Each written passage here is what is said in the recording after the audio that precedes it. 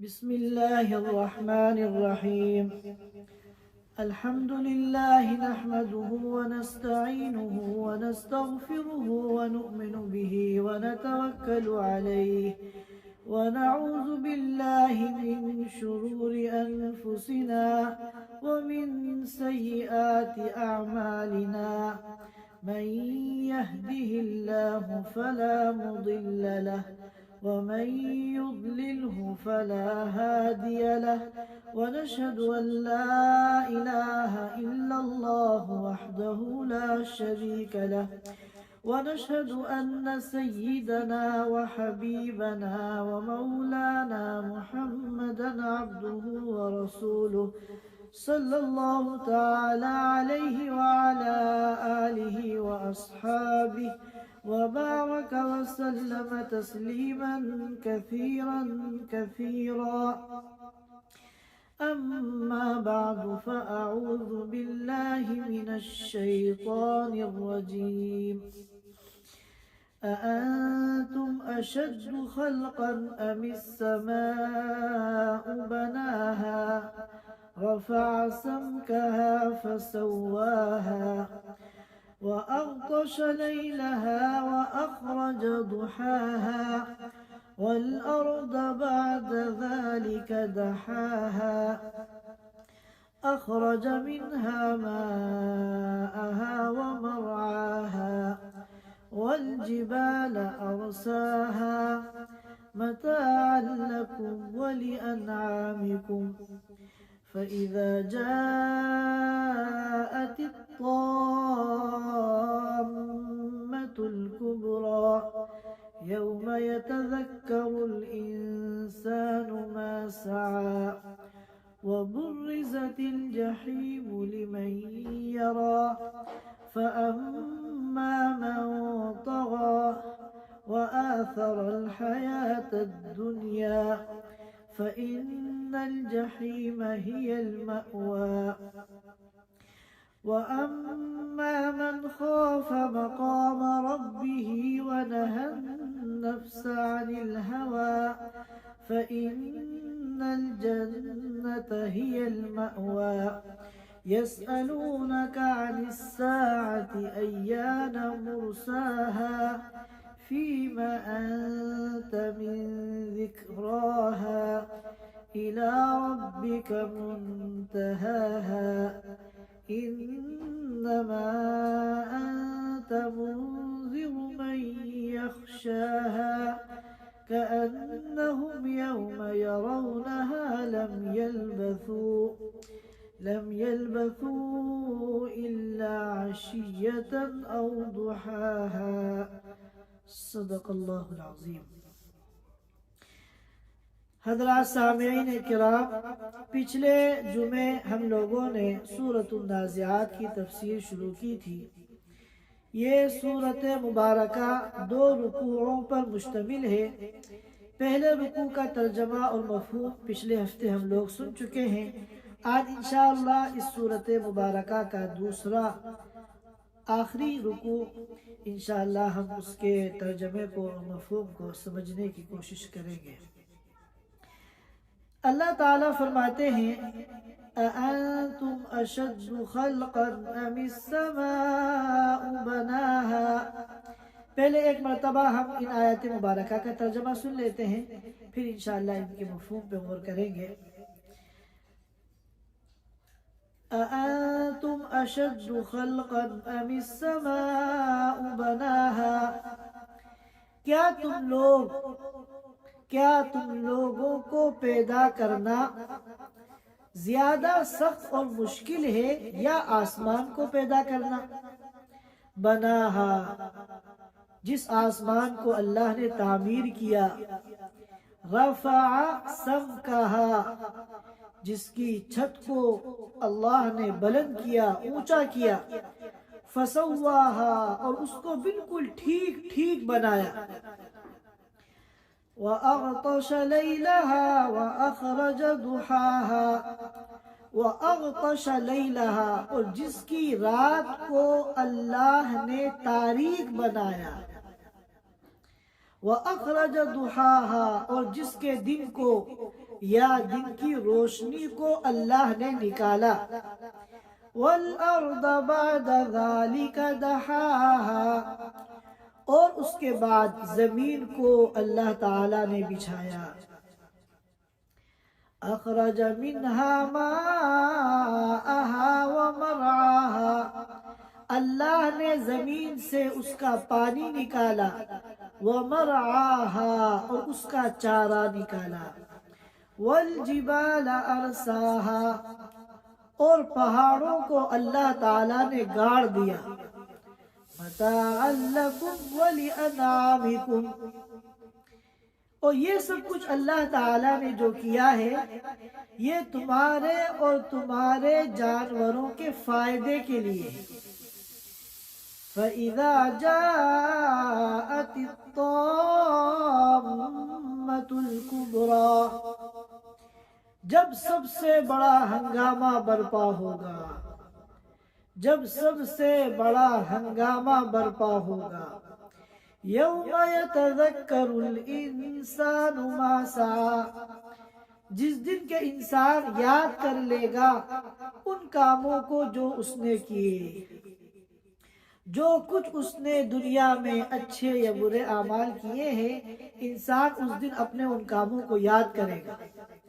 وَبُرِّزَتِ الْجَحِيمُ لِمَنْ يَرَى، اور ہر دیکھنے والے کے سامنے جہنم کو ظاہر کر دیا جائے گا.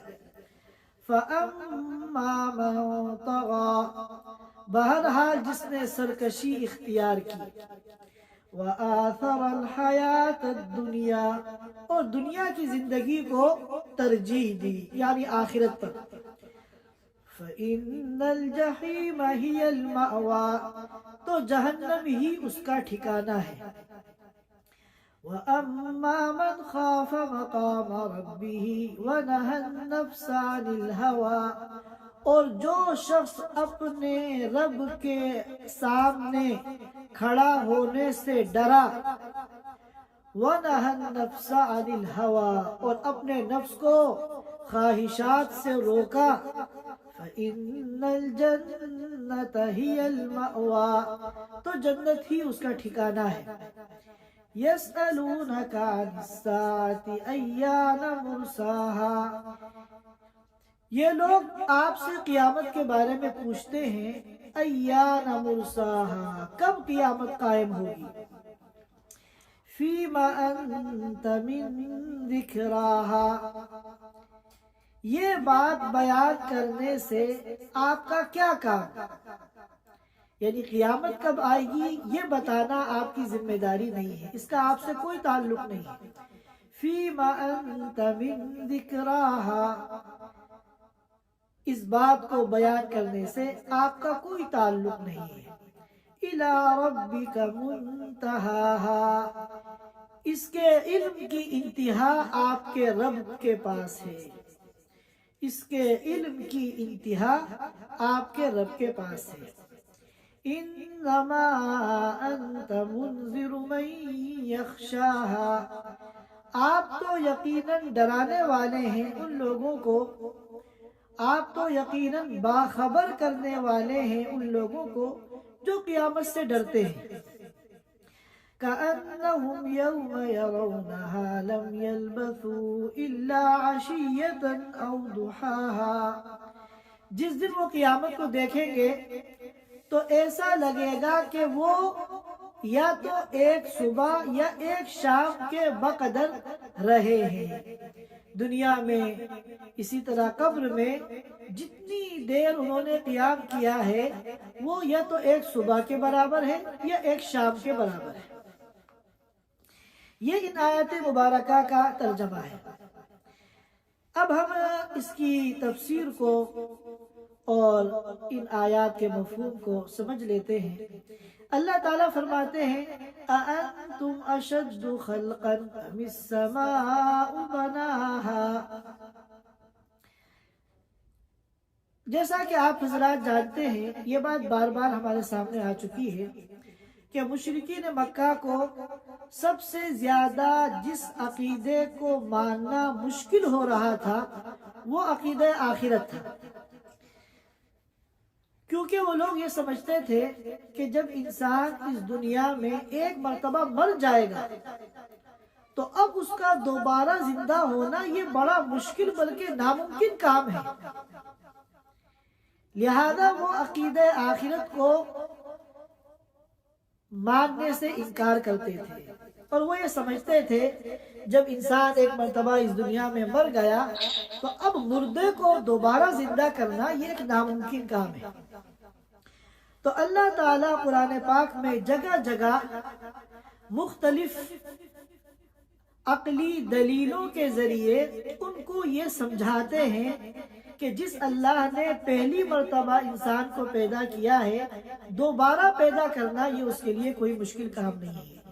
یہاں ایک دوسرے انداز سے اللہ تعالیٰ نے سمجھایا، فرمایا کہ تم اپنا وجود دیکھو کتنا بڑا تمہارا جسم ہے، اور آسمان کو دیکھو کتنا بڑا آسمان کا حجم اور سائز ہے، اور تم تو زمین پہ چلتے ہو، آسمان تو فضا میں اور ہوا میں اٹکا ہوا ہے، تو اب یہ بتاؤ کہ تمہیں پیدا کرنا زیادہ مشکل کام ہے یا آسمان کو پیدا کرنا؟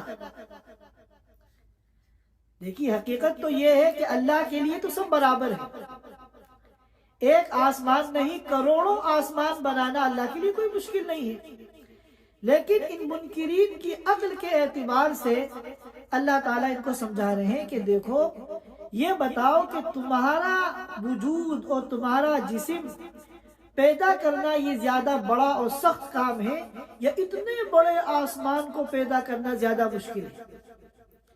ظاہر ہے کہ آسمان کو پیدا کرنا یہ بہت بڑا کام ہے، تو جس اللہ نے آسمان کو پیدا کر دیا اور بغیر کسی لینٹر کے، بغیر کسی ستون کے، بغیر کسی پلر کے اللہ نے فضا میں آسمان کو جو ہے موقوف کر دیا، اور اس طرح اللہ نے آسمان کو بنایا کہ پورے آسمان پہ نگاہ ڈالو کہیں کوئی نقص نظر نہیں آتا، کوئی کمی نظر نہیں آتی۔ تو جس اللہ تعالیٰ نے اتنے بڑے آسمان کو بنا کر اس کو ہوا میں معلق کر دیا اور ایسی عمدہ اس کی تخلیق کی کہ کہیں بھی کوئی دراڑ، کہیں بھی کوئی کمی نظر نہیں آتی۔ دنیا میں تو ہم لوگ چھوٹے چھوٹے لینٹر ڈالتے ہیں اور چند گھنٹے کی بارشوں میں ان کا کیا حشر ہوتا ہے۔ کل یہاں دوحہ میں چند گھنٹے بارش ہوئی اور نہ جانے کتنی بڑی بڑی عمارتوں کی چھتیں نیچے آ گئی، پانی ٹپک رہا ہے، اور اللہ نے اتنا بڑا لینٹر ڈالا بغیر کسی سپورٹ کے، بغیر کسی پلر کے، اس میں کسی قسم کا لاکھوں سال گزر گئے ہیں، اب تک کوئی اس کے اندر نقص پیدا نہیں ہوا۔ ورنہ جس طرح ہماری چھتوں کے یہ پپڑ گرتے ہیں، اگر خدا نہ خواستہ آسمان کی تعمیر میں کوئی نقص ہوتا، کوئی پپڑ گر جاتا تو پوری دنیا تباہ ہو جاتی۔ اس کو اللہ نے سورۃ الملک میں بہت اہتمام کے ساتھ بیان فرمایا، ما ترى فی خلق الرحمن من تفاوت۔ آسمان کو دیکھو، اللہ کے اس پروڈکٹ کے اندر، اللہ کی اس مخلوق کے اندر تمہیں کوئی فرق نظر نہیں آئے گا، کہیں اونچ نیچ نظر نہیں آئے گی۔ فرجع البصر کرتین، بار بار دیکھو، کئی مرتبہ دیکھو، آسمان کے اندر کوئی کمی نظر نہیں آئے گی۔ تو جس اللہ نے اتنا بڑا آسمان بنا کر اس کو ہوا میں معلق کر دیا اور اس طرح بنایا کہ اس میں کوئی نقص نہیں ہے، کوئی عیب نہیں ہے، لاکھوں سال گزر گئے، اب تک آسمان کی جو تعمیر ہے اس میں کوئی فرق نہیں آیا، تو تمہاری حیثیت ہی کیا ہے؟ تمہیں دوبارہ پیدا کرنا یہ اللہ کے لیے کوئی مشکل کام نہیں ہے۔ چنانچہ فرماتے ہیں أَأَنْتُمْ أَشَدُّ خَلْقًا أَمِ السَّمَاءُ بَنَاهَا، کیا تمہیں پیدا کرنا زیادہ سخت اور مشکل کام ہے یا آسمان کو پیدا کرنا؟ بناہا، جس کو اللہ نے تعمیر کیا، رفع سمکہا، اس کی چھت کو بغیر سپورٹ کے اونچا کیا، فسواہا، اور اس کو بالکل ٹھیک ٹھیک بنایا، کوئی کمی نہیں ہے اس کے اندر۔ وَأَغْطَشَ لَيْلَهَا، اس کی رات کو اللہ نے تاریک بنایا، اندھیری بنایا۔ وَأَخْرَجَ ضُحَاهَا، اور اس کے دن کو یا دن کی روشنی کو اللہ نے نکالا۔ اب ظاہر ہے کہ رات اور دن کی نسبت جو آسمان کی طرف کی گئی ہے وہ اس وجہ سے کہ دن اور رات کا تعلق ہے سورج سے۔ سورج ڈوبتا ہے تو رات آتی ہے، سورج نکلتا ہے تو دن آتا ہے، اور سورج جو ہے اس کا تعلق ہے آسمان سے۔ وَالْأَرْضَ بَعْدَ ذَلِكَ دَحَاهَا، اور اس کے بعد اللہ تعالیٰ نے زمین کو بچھایا۔ آسمان کو اللہ نے تعمیر کیا، اس کی چھت کو بغیر کسی سپورٹ کے ہوا میں معلق کیا، اونچا کیا، بہترین اللہ نے آسمان کی تخلیق فرمائی۔ وَالْأَرْضَ بَعْدَ ذَلِكَ دَحَاهَا، اس کے بعد اللہ تعالیٰ نے زمین کو پیدا کیا۔ اب یہاں سوال پیدا ہوتا ہے کہ ایک دوسرے موقع پر تو اللہ تعالیٰ نے فرمایا تھا کہ ہم نے پہلے زمین کو پیدا کیا، اس کے بعد ہم نے آسمان کو پیدا کیا۔ هُوَ الَّذِي خَلَقَ لَكُم مَّا فِي الْأَرْضِ جَمِيعًا ثُمَّ اسْتَوَىٰ إِلَى السَّمَاءِ، کہ اللہ تعالیٰ نے زمین کو پیدا کیا پھر آسمان کی طرف متوجہ ہوئے، یعنی آسمان کو بعد میں پیدا کیا۔ اور یہاں اللہ کیا فرما رہے ہیں؟ وَالْأَرْضَ بَعْدَ ذَلِكَ دَحَاهَا، کہ آسمان کو پیدا کرنے کے بعد اللہ نے زمین کو بچھایا، یعنی زمین کو پیدا کیا۔ تو مفسرین کرام نے اس اشکال کے کئی جواب دیے ہیں، ان میں ایک جواب جس کو علامہ قرطبی رحمۃ اللہ علیہ نے نقل فرمایا ہے وہ یہ ہے کہ یہاں پر بعدہ جو ہے قبلہ کے معنی میں ہے، جیسے کہ قرآن کریم میں ایک اور موقع پر وَلَقَدْ كَتَبْنَا فِي الزَّبُورِ مِن بَعْدِ الذِّكْرِ، یہاں بھی بعد قبل کے معنی میں ہے، اور کلام عرب میں اس کی اور بھی نظیریں ملتی ہیں، چنانچہ شعراء کے کلام میں بھی اس کی نظیریں ملتی ہیں۔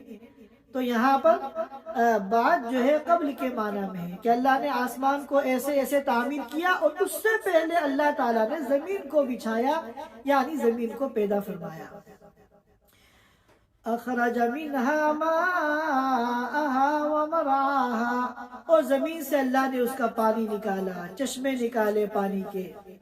ومرعاها، اور زمین سے اللہ نے چارہ نکالا، جتنی پیداوار ہے سب مرعا کے اندر داخل ہے جو زمین سے نکلتی ہے، اور اس کو انسان استعمال کرتا ہے۔ انسان کے کام آنے والے جو مویشی ہیں، جانور ہیں، وہ ان کو کھاتے ہیں اس چارے کو۔ والجبال ارساها، اور پہاڑوں کو اللہ تعالیٰ نے گاڑ دیا۔ متاعا لکم ولانعامکم، اور یہ ساری چیزیں زمین کو اللہ نے جو بچھایا ہے، اور اس کے اندر جگہ جگہ پانی اللہ نے نکالا ہے، اور مختلف قسم کی پیداوار اللہ نے زمین سے نکالی ہے۔ اسی طرح جگہ جگہ پہاڑوں کو اللہ نے اس طرح ٹھوک دیا ہے جس طرح لکڑی کے کسی تختے کو جمانے کے لیے کیلیں ٹھوک دی جاتی ہیں تاکہ یہ حرکت نہ کرے۔ ہمارا بیڈ ہوتا ہے، چند کیلیں نکل جاتی ہیں تو وہ ہلنے لگتا ہے، اور پھر جب ان کیلوں کو ٹھوک دیا جاتا ہے تو وہ جم جاتا ہے تختہ۔ تو اسی طرح تو یہ ساری چیزیں اللہ نے جو کی ہیں یہ انسانوں کے فائدے کے لیے، انسانوں کے فائدے کے لیے، اور انسان کے استعمال کے جو جانور ہیں ان کے فائدے کے لیے۔ اور چونکہ یہ جانور بھی انسان کے لیے ہیں، لہذا خلاصہ یہی نکلا کہ یہ ساری روئے زمین پر اللہ تعالیٰ نے جو مخلوقات پیدا فرمائی ہیں سب انسان کے فائدے کے لیے ہیں، چاہے وہ پیٹرول ہو، چاہے وہ سونا ہو، चांदी हो, फल हो, सब्जियां हो, घास फूस हो, नमक हो, पानी हो और न जाने कितनी मादनियात हैं जो इस जमीन से निकलती हैं और सब इंसान के काम आती हैं। فَإِذَا جَاءَتِ الطَّامَّةُ الْكُبْرَى जब सबसे बड़ा हंगामा बरपा होगा। मुफस्सिरीन किराम ने फरमाया कि यहाँ अत्ताम्मतुल कुबरा से मुराद नफ़ख़े सानिया है। जब इसराफील अलैहिस्सलाम दूसरी मर्तबा सूर फूकेंगे और सारे मुर्दे कब्रों से निकलकर जिंदा हो जाएंगे, जिंदा होकर सब कब्रों से बाहर आ जाएंगे। उस दिन क्या होगा? यौम यतज़क्करुल इंसानु मा सआ, जिस दिन इंसान अपने कामों को याद करेगा। देखिए आजकल तो हमारी सारी फिक्र जो है वो मालो दौलत की है। मेरे पास कितनी प्रॉपर्टी है, मेरा कितना बैंक बैलेंस है, मेरी कितनी सैलरी है, और मैं कितना मालदार हूँ, और मैं कितना गरीब हूँ, मेरा घर कैसा है, मेरी गाड़ी कैसी है, मेरे कपड़े कैसे हैं, मेरा लाइफ स्टाइल कैसा है, मेरा रहन सहन कैसा है। दुनिया में तो हमारी 24 घंटे की जो सोच है वो दुनियावी सामान के बारे में, लेकिन उस दिन जो इंसान की सोच होगी और उस दिन इंसान जो अपने जहन के घोड़े दौड़ाएगा वो सिर्फ आमाल के बारे में। वहां किसी के ख्वाबो ख्याल में भी नहीं आएगा कि दुनिया में मेरे पास लैंड क्रूजर थी या मर्सिडीज थी या बहुत बड़ा बंगला था या बहुत आलीशान मेरी जिंदगी थी, इसकी तरफ जहन ही नहीं जाएगा। वहां तो वो यौम यतज़क्करुल इंसानु मा सआ, जो आमाल उसने किए हैं वही तवज्जो का मरकज होंगे। सोचेगा कि मैंने अपनी जिंदगी में कौन कौन से अच्छे आमाल किए हैं, क्योंकि आज यही यहाँ पर काम आने वाले हैं, और कौन कौन से मैंने अपनी जिंदगी में गुनाह के काम किए हैं, क्योंकि आज मेरे लिए वबाले जान बनने वाले हैं। वहां क़यामत के दिन जब जिंदा होकर सब लोग उठेंगे तो सबके सामने उनकी फाइलें होंगी, आमाल होंगे, प्रॉपर्टी नहीं, मालो दौलत नहीं, बैंक बैलेंस और सैलरी नहीं। वहां तो इंसान जो सोचेगा वो सिर्फ अपने आमाल के बारे में, क्योंकि अब जो पहाड़ जैसी जिंदगी आने वाली है हमेशा हमेश की, इसमें मेरी कामयाबी और नाकामी का मदार मेरे आमाल पर है। जिस तरह दुनिया में हम अपनी कामयाबी और नाकामी का मदार मालो दौलत में समझते थे, वहां पर एकदम मेयार बदल जाएगा। वहां हर इंसान जो है वो अपने अमल के बारे में सोचेगा कि मैंने दुनिया में क्या किया क्या नहीं किया। आज तो हमारी आंखों पे पर्दे पड़े हुए हैं, हमें सिर्फ दुनिया की फिक्र है। हालांकि हकीकत ये है जैसी करनी वैसी भरनी, ना माने तो करके देख, जन्नत भी है दोज़ख भी है, ना माने तो मर के देख। उस दिन जो है हम सिर्फ अपने आमाल के बारे में सोचेंगे। चुनाचे अल्लाह फरमाते हैं यौम यतज़क्करुल इंसानु मा सआ, जिस दिन के इंसान याद करेगा जो कुछ उसने किया है, जो कुछ कमाया है, दुनिया नहीं, जो कुछ आमाल किए हैं अच्छे या बुरे। वबुर्रिज़तिल जहीमु लिमन यरा, हर देखने वाले के सामने जहन्नम को जाहिर कर दिया जाएगा। बाद मुफस्सिरीन किराम ने फरमाया कि ये यहाँ लिमन यरा से मुराद कुफ्फार है। अभी तो जहन्नम में जाने का वक्त नहीं आया, लेकिन यह कि पहले ही से जहन्नम उनको दिखाई जाएगी ताकि उनको अंदाजा हो जाए कि उनकी मंजिल कैसी है, उनका ठिकाना कैसा है। और बाज़ ने कहा कि सबको दिखाई जाएगी जहन्नम, काफिरों को भी और ईमान वालों को भी। काफिरों को तो इसलिए दिखाई जाएगी ताकि अभी से इनकी तकलीफ में इजाफा हो जाए, اور ایمان والوں کو اس لیے دکھائی جائے گی تاکہ جہنم کی ہولناکی کو دیکھ کر وہ خوش ہو اور شکر ادا کریں اللہ کا کہ اللہ تعالیٰ نے ہمیں اس جہنم سے بچا لیا۔ اس کے بعد فرماتے ہیں فَأَمَّا مَنْ طَغَى وَآثَرَ الْحَيَاةَ الدُّنْيَا، بہرحال جس انسان نے سرکشی کی، وَآثَرَ الْحَيَاةَ الدُّنْيَا، اور دنیا کی زندگی کو ترجیح دی، فَإِنَّ الْجَحِيمَ هِيَ الْمَأْوَى، تو جہنم ہی اس کا ٹھکانہ ہے۔ اما من طغا، طغا بنا ہے طغیان سے، طغیان کے معنی سرکشی، ایک تو ہوتا ہے عصیان اور ایک ہوتا ہے طغیان۔ عصیان کے معنی تو ہے نافرمانی اور طغیان کے معنی ہے سرکشی۔ دونوں میں کیا فرق ہے؟ عصیان کے معنی اللہ کی نافرمانی کرنا اور طغیان کے معنی اللہ کی نافرمانی میں حد سے آگے نکل جانا، اسے طغیان کہتے ہیں۔ چھوٹے موٹے گناہوں میں کوئی مبتلا ہے تو یہ عصیان ہے، لیکن بڑے بڑے گناہوں میں اگر مبتلا ہے تو وہ طغیان ہے کہ یہ تو نافرمانی میں حد سے آگے نکل گیا۔ یہی وجہ ہے کہ فرعون اللہ کی نافرمانی میں حد سے اتنا آگے بڑھ گیا کہ اس نے اپنے اللہ ہونے کا دعویٰ کر دیا۔ تو اللہ تعالیٰ نے موسیٰ علیہ السلام سے کیا فرمایا تھا؟ اذهب الى فرعون انه طغى، کہ اے موسیٰ فرعون کے پاس جائیے، اس نے سرکشی اختیار کی ہے کیونکہ یہ نافرمانی میں حد سے آگے نکل گیا ہے۔ تو عصا بنا ہے عصیان سے، اس کے معنی نافرمانی، اور طغا بنا ہے طغیان سے، اس کے معنی سرکشی یعنی نافرمانی میں حد سے آگے نکل جانا۔ وآثر الحیات الدنیا، اور دنیا کی زندگی کو ترجیح دی، تو جہنم اس کا ٹھکانہ ہے۔ اس کے بعد فرماتے ہیں وَأَمَّا مَنْ خَافَ مَقَامَ رَبِّهِ وَنَهَى النَّفْسَ عَنِ الْهَوَىٰ، اور بہرحال جو اپنے رب کے سامنے کھڑا ہونے سے ڈرا، وَنَهَى النَّفْسَ عَنِ الْهَوَىٰ، اور اس نے اپنے نفس کو خواہشات سے روک دیا، فَإِنَّ الْجَنَّةَ هِيَ الْمَأْوَىٰ، تو جنت ہی اس کا ٹھکانہ ہے۔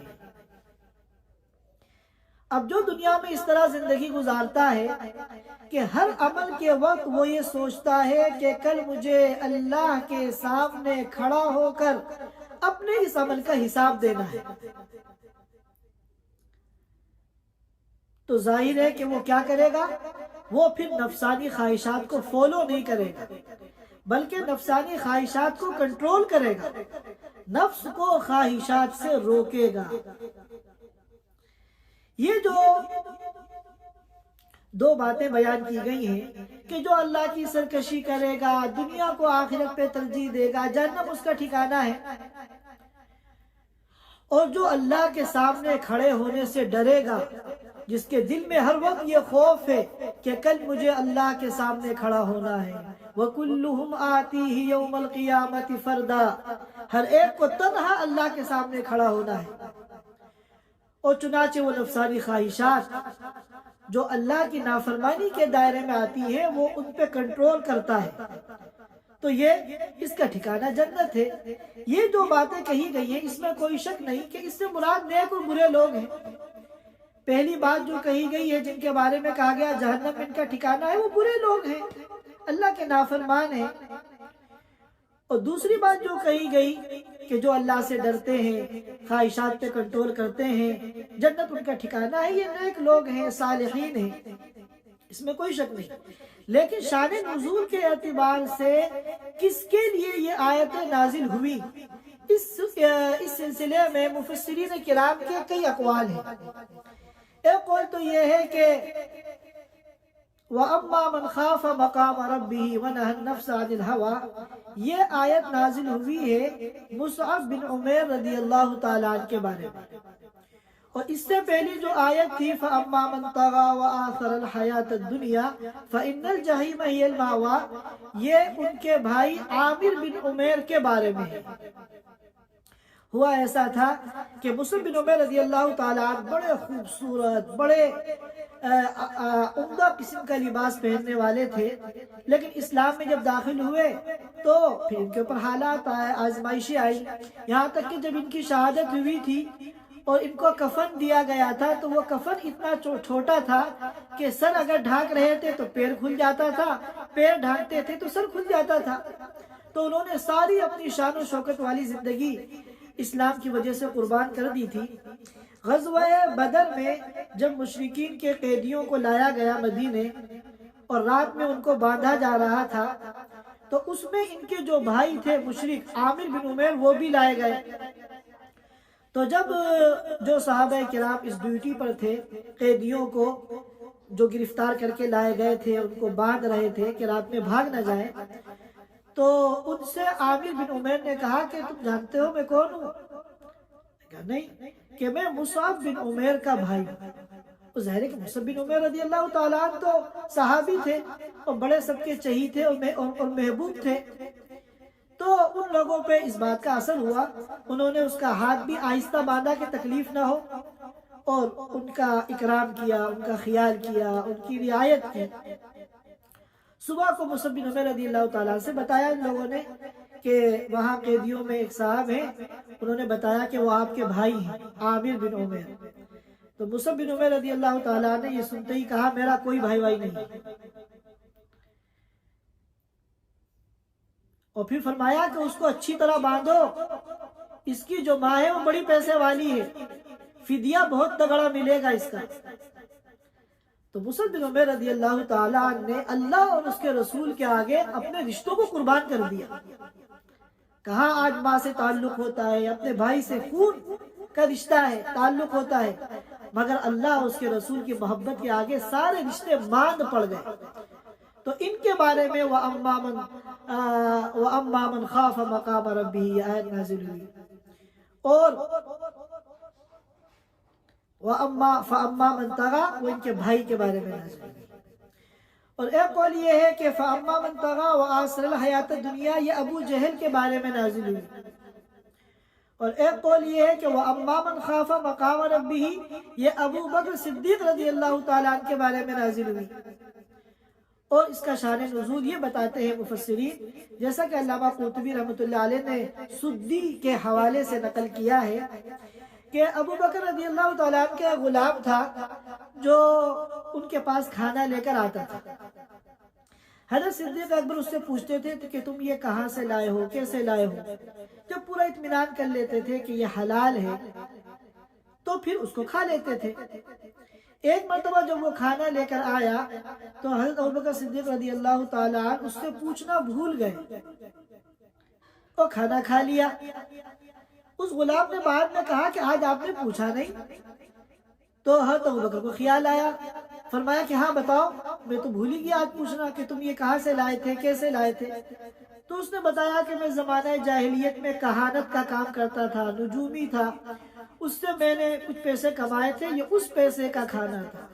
حضرت ابوبکر رضی اللہ تعالیٰ عنہ سمجھ گئے کہ یہ تو حرام پیسے کا کھانا ہے، تو انہوں نے جو ہے الٹی کر دی، جتنا بھی کھایا تھا سب وومیٹنگ کر دی، یہاں تک کہ اچھی طرح انگلی ڈال ڈال کے جتنا وہ نکال سکتے تھے نکال دیا، مگر پھر بھی اللہ کا ڈر اور اللہ کا خوف اور آخرت میں اللہ کے سامنے کھڑے ہو کر جواب دہی کا ایسا ان کو فکر تھا کہ انہوں نے پھر کہا کہ اللہ جتنا مجھ سے ہو سکتا تھا میں نے نکال دیا، لیکن اگر میری رگوں میں کچھ کھانے چلا گیا ہے جو میں نہیں نکال سکتا ہوں، اس کو جو ہے اس کے لیے انہوں نے اللہ سے مدد مانگی۔ تو یہ واقعہ ایسا تھا کہ اس کی وجہ سے یہ آیت نازل ہوئی وَأَمَّا مَنْ خَافَ مَقَامَ رَبِّهِ وَنَهَى النَّفْسَ عَنِ الْهَوَىٰ۔ اس کے بعد فرماتے ہیں يَسْأَلُونَكَ عَنِ السَّاعَةِ أَيَّانَ مُرْسَاهَا کہ یہ مشرکین آپ سے قیامت کے بارے میں پوچھتے ہیں کہ قیامت کا قیام کب ہوگا، قیامت کب آئے گی۔ یہ مشرکین مکہ تو قیامت کا انکار کرتے تھے، مگر مذاق اڑانے کے لیے، آپ کو پریشان کرنے کے لیے سوال کرتے تھے کب آئے گی۔ ارے بھائی جب تم مانتے ہی نہیں ہو قیامت کو تو پھر یہ سوال ہی بیکار ہے۔ لیکن وہ مذاق اڑانے کے لیے کہ ہاں وہ تم جو قیامت کرتے ہو وہ کب آئے گی، تو استہزاء کرتے تھے۔ اللہ تعالیٰ نے فرمایا فیما انت من ذکراہا، اے نبی یہ بتانا آپ کا کام نہیں ہے، بلکہ اللہ تعالیٰ نے صاف لفظوں میں کہہ دیا قرآن پاک میں جگہ جگہ کہ قیامت کب آئے گی، اس کی فائنل ڈیٹ کیا ہے، حتمی تاریخ کیا ہے، یہ اللہ کے سوا کسی کو نہیں معلوم۔